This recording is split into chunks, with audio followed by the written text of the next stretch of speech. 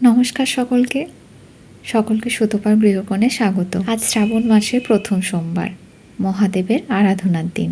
সকাল সকাল রান্না সেরে মেয়েকে স্কুলে পাঠিয়ে আমার মন্দিরে চলে এসেছি। পুজো প্রায় সম্পূর্ণ হয়েছে। মেয়েকে স্কুল থেকে আনার পথে যাব পাড়ার মন্দিরে। তো আপনাদের আজ আমার পুরো ঠাকুর ঘরটা একবার ঘুরিয়ে দেখিয়ে নিচ্ছি। আপনারা সবাই জানাবেন আমার ঠাকুর ঘরটা আজ কেমন লাগছে। হিন্দু শাস্ত্র মতে শ্রাবণ মাসের গুরুত্ব অপরিসীম, কিন্তু বাকি 11টা মাস ও এতগুলো দিন থাকতে মহাদেবের পুজোর জন্য এই বিশেষ দিন পছন্দ হলো কেন? ভেবেছেন কখনো? নিশ্চয়ই জানেন কেউ কেউ, আবার কেউ হয়তো জানেন না।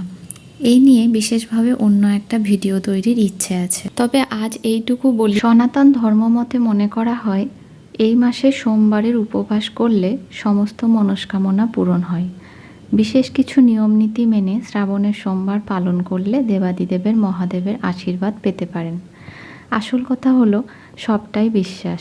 আপনার বিশ্বাস, আপনার ভক্তি, আপনার ধর্ম, যে যেভাবে মানেন, যে যেভাবে মনে শান্তি পান, সেটাই আসল। আমার জল ঢালা কমপ্লিট। চলুন এবার বাড়ি গিয়ে পেট পুজোর ব্যবস্থা করা যাক। অনেক দিন থেকে আমি শ্রাবণের সোমবারগুলো ভাত খাই না। আজ খাচ্ছি পরোটা, আলু ভাজা, মিষ্টি, আম। আর আজ আপনাদের দেখাবো যেদিন নিরামিষের দিন, সেদিন আপনারা আরও একটা অপশন নিতে পারেন। সেটা হলো ডালিয়ার খিচুড়ি। যেদিন ভাত খাবেন না, এরকম দিনগুলোতেও খাওয়ার জন্য একটা দারুণ রেসিপি।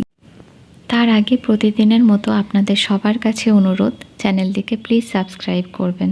উপোস করে থাকার পর এমনি কোনো নিরামিষ দিনের জন্য একটা স্বাস্থ্যকর মধ্যাহ্ন ভোজন বা নৈশ ভোজন হতে পারে। আমি এটি যখনই বানাই সরাসরি প্রেসার কুকারেই বানাই।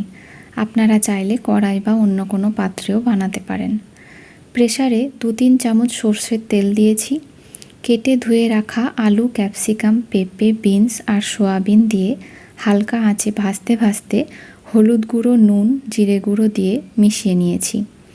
এরপর ছোলা, মুগ, মুসুর, অড়হর ডাল প্রতিটি 1 চামচ করে নিয়ে ভালো মতো ধুয়ে সবজিগুলোর সাথে হালকা ভেজে নিয়েছি।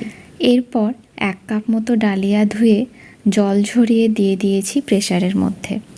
এরপর 1 চামচ মতো আদা বাটা দিয়ে একটু জল দিয়ে ভালো করে কষিয়ে নিয়েছি। সবশেষে একটু মিষ্টি দিয়েছি।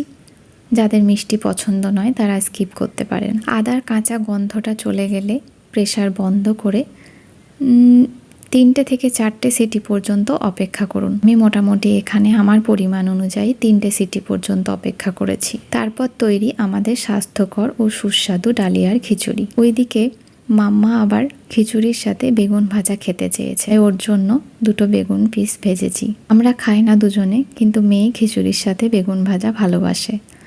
তো ওপর থেকে সামান্য একটু ঘি চড়িয়ে মেয়েকে রাতের খাবারের জন্য পরিবেশন করেছি। আজ তবে আসি। সবাই ভালো থাকবেন, সুস্থ থাকবেন। নমস্কার।